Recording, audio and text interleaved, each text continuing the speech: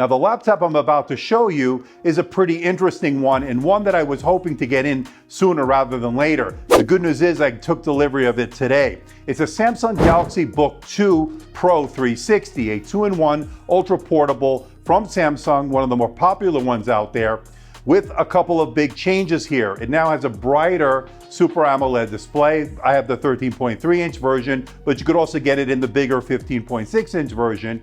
Has a new color, which is a burgundy. It's absolutely gorgeous. And it's running the all-new Intel 12th Gen P-Series processor, the Core i7-1260p. Now, it all looks great on paper, and yes, that display is absolutely gorgeous, but we have some issues, people, and we're gonna get into it now. Hey everybody, it's Andrew, and this is my unboxing and first look at the brand new Samsung Galaxy Book2 Pro 360, here for 2022. Coming up.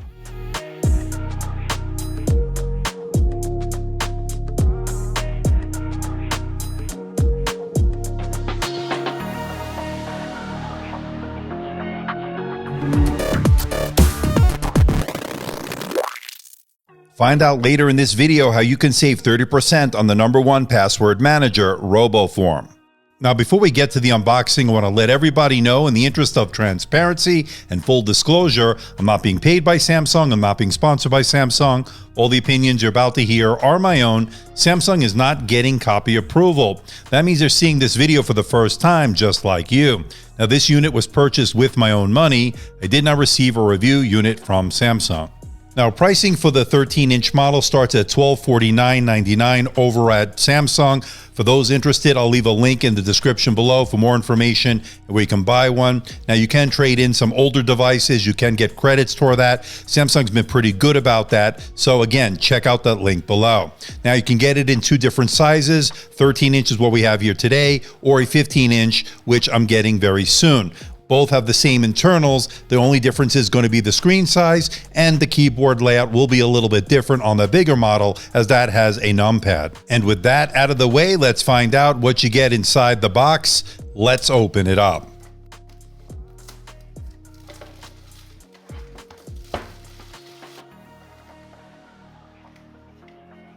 And unlike the Tab S8 Plus that I recently reviewed, this comes with the adapter in the box. It's a 65-watt power adapter, and they give you the USB-C cable as well. You get some documentation, and you get the S Pen in the box at no additional cost, which you gotta love. And of course, you get the unit itself, and the first thing that comes to my mind is how I'm liking this burgundy finish. It is absolutely gorgeous. The build quality on this is excellent. It's an all-metal design. There's very little flex, if any, in the chassis. They did an excellent job when it comes to the build quality. And at 1.04 kilograms or 2.29 pounds, this is super thin and light, easy to take with you on the go. Okay, let's check out the port selection. On the left side, you get one USB-C. It's a Type-C port that's a regular Type-C port, but next to that is a USB-C Thunderbolt 4 port that is full service, data, charge, and display out. And moving over to the right side is a microSD card reader, a second USB-C port. Again, that one is not Thunderbolt either. And finally, a 3.5mm microphone headphone combo jack. And one thing to note, there is no USB-A port. Now, I love the way Samsung allows you to get into the laptop. It's very easy to get in. All you need to do is remove the 4 feet here. As you see here, they're easily put back on. Don't do what I just did. Just kidding, I did find it. But once you do that, there are 4 Phillips head screws. Remove that. Then use either a pry tool or a guitar pick and work your way around the edges and remove the bottom plate. It's that easy. And just like last year's model, the RAM is soldered into the motherboard, so you won't be able to upgrade it, but you can get it with either 8 or 16 gigabytes of LP DDR5 RAM, and it is running in dual channel mode. And it has Wi-Fi 6E along with Bluetooth 5.1. It is soldered into the motherboard, so you can't upgrade that either, but they are working well, and I've had no issues so far with it. Now, since I went with the entry-level 13-inch model with 8 gigabytes of RAM, 256 gigs of SSD storage, as you can see from these reads and writes, these are PCIe Gen 3. Not going to blow you out of the water, but not bad either. But the good news is that is the one thing that is replaceable. And while we're inside, you'll notice that it has a 63 watt hour battery. Now, battery life last year was pretty good. Hopefully it'll be good this year as well. Of course, I'll bring you the results in the upcoming full review. Now, before we get to the display, a word from today's sponsor. Now, I don't know about you, but I can't even remember what I ate for lunch yesterday, let alone remember passwords. Yeah, it's a big issue for me the last few years. Maybe it's because I'm getting older. Who knows? But I think a lot of people fall in the same boat. And that's where today's sponsor comes in. It's the RoboForm Password Manager. Now, not only does RoboForm store your passwords, it logs you in with one click, so no more typing. And because you're using RoboForm, you can stick to super strong and unique passwords for each site. This is super important because you really shouldn't use the same password for each site. And you want to save even more time? RoboForm will enter your credit card and address information with a single click. Yes, you can also organize bookmarks and secure notes, and RoboForm uses industry standard encryption for all your data, so you can be absolutely sure that your information is secure. Now, they have over 20 years experience with more than 30,000 5-star reviews. RoboForm is the perfect solution to your password problems. And they have customer support unlike many others. RoboForm offers live chat, phone assistance, in addition to 24/7 email support. You could also use RoboForm as a two-factor authentication. Now, you may be asking, doesn't my browser already do this? The answer is not very well. And RoboForm logs you in on all your browsers, on all your devices, not just Google or Apple.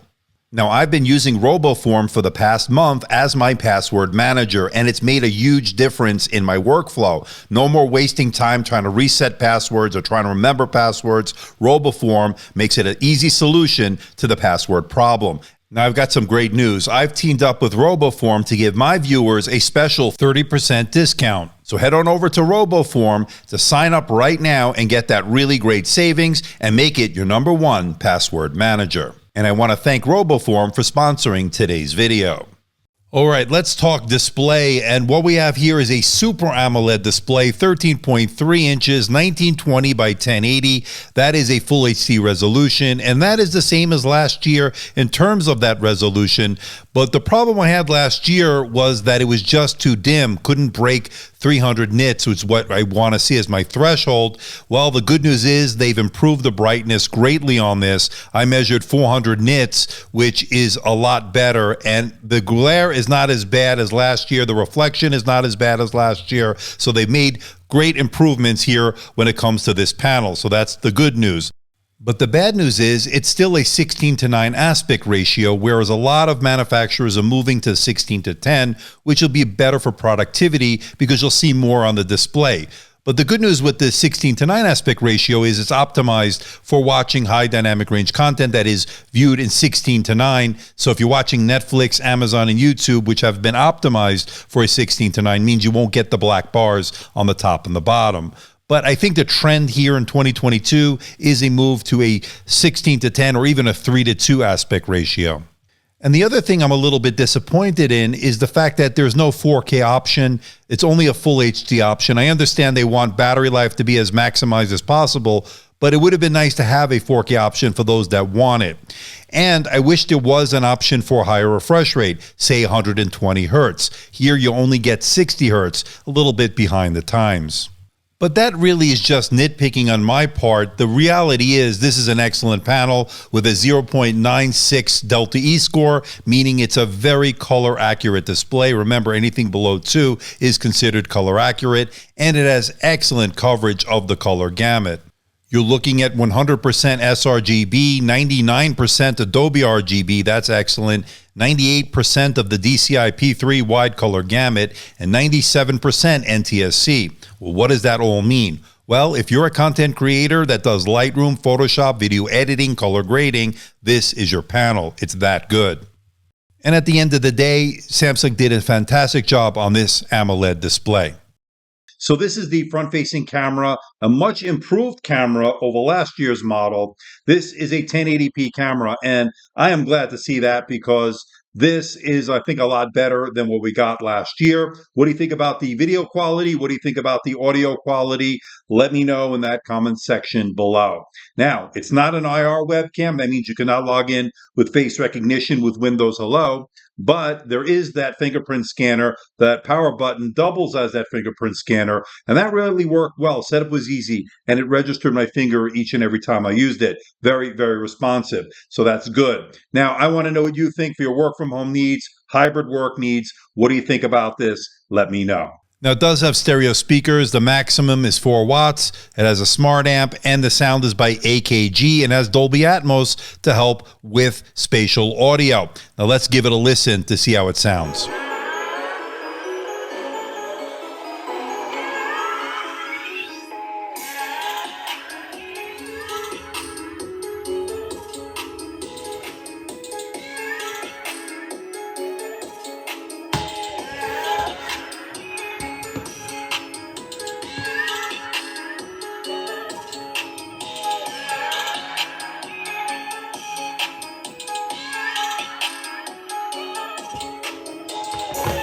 Now, this being a 2-in-1 convertible means you can put this into the different modes. You got the tent mode, which is great for recipes in the kitchen, consuming media, watching Netflix, Amazon, and YouTube. And the same could be said for the stand mode or the presentation mode, as some people like to call it. Now, of course, you could always use it in the tablet mode, and that is great for use with the S Pen. And yes, as I mentioned earlier, the S Pen is included at no additional cost. It works well for taking notes, sketching out artwork. I'm going to have more on the S Pen in the upcoming full review.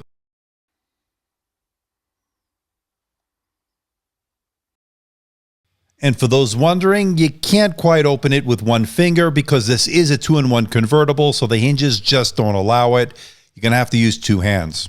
All right, let's talk about the keyboard. And actually, I am kind of a big fan of it, even though it is a bit on the shallow side. Some people may not like it. There's just something I really like about it in terms of the tactile feedback, something very satisfying.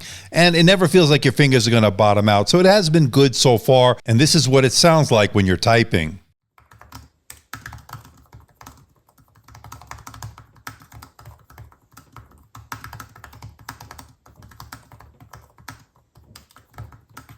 Now, for those wondering, it does have a backlight and the keys light up individually.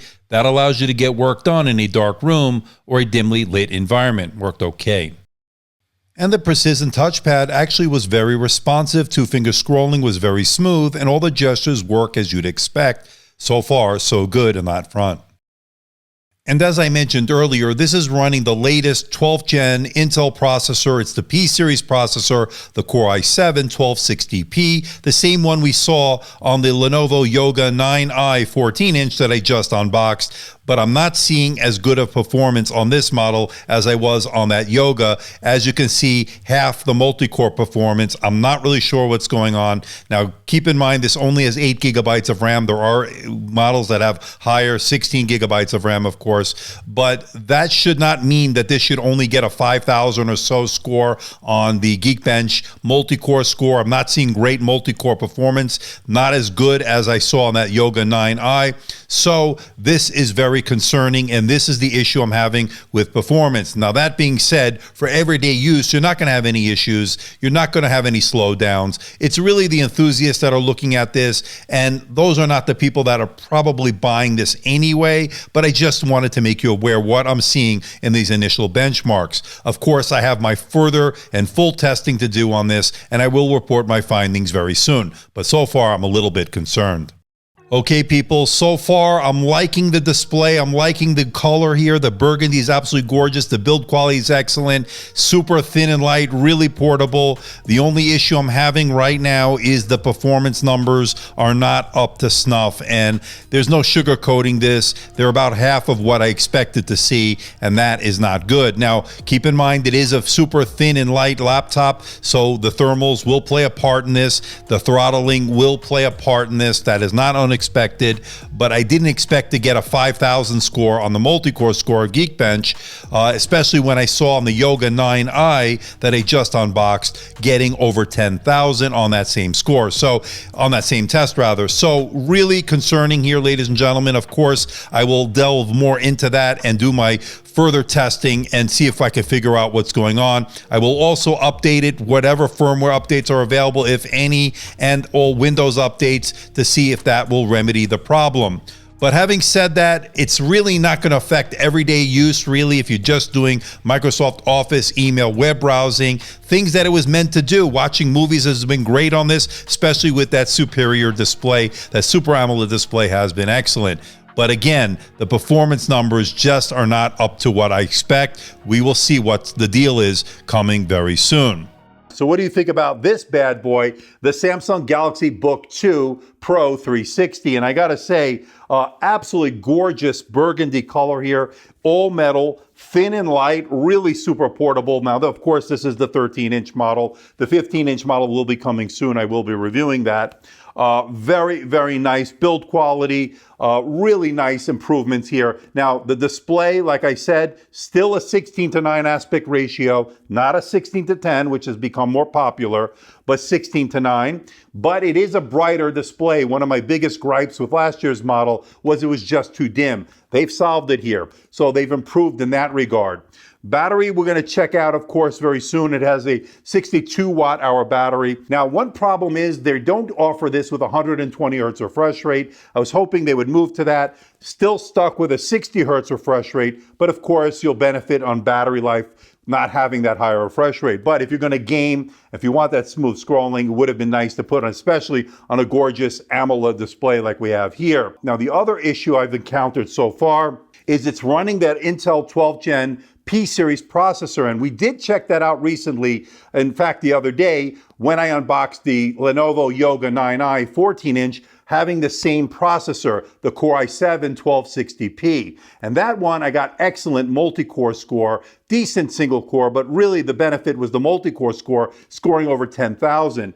That's about half on this one. Now, this is the 8 gigabyte version. There is a 16 gigabyte version, but I didn't expect to see a 5,000 and change multi-core score on this. I expected higher. Something's going on here. I didn't get great numbers on this in my initial benchmarks. And of course, I'll be putting it through its paces, then we'll get to the bottom of it. But very, very concerning so far. And that is the issue I'm having with it. You know, gorgeous display, gorgeous looks, really great build quality, and of course you get the S Pen, but that performance numbers, yes, they are synthetic benchmarks. Most people won't really care, but for the people that are enthusiasts, these are not great numbers. And again, it is a very thin and light chassis.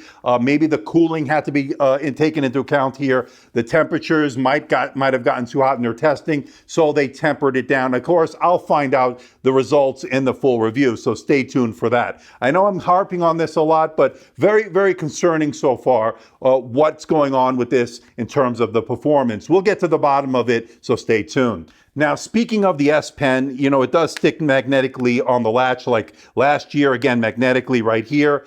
Works pretty well. A really nice S Pen, as we've come to expect with Samsung. You can take notes, sketch out artwork. We'll talk more about that. There's a lot of functionality we can go over. Again, this is just my first look at it. Just got it in. We're going to have more on that very soon. But I'm curious to know what you think. Let me know in the comment section below. What do you think about this all-new version of this laptop?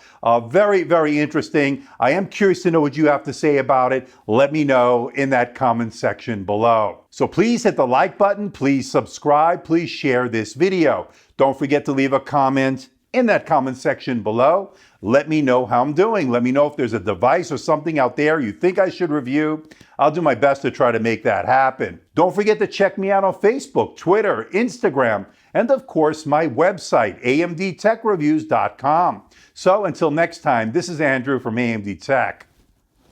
See ya.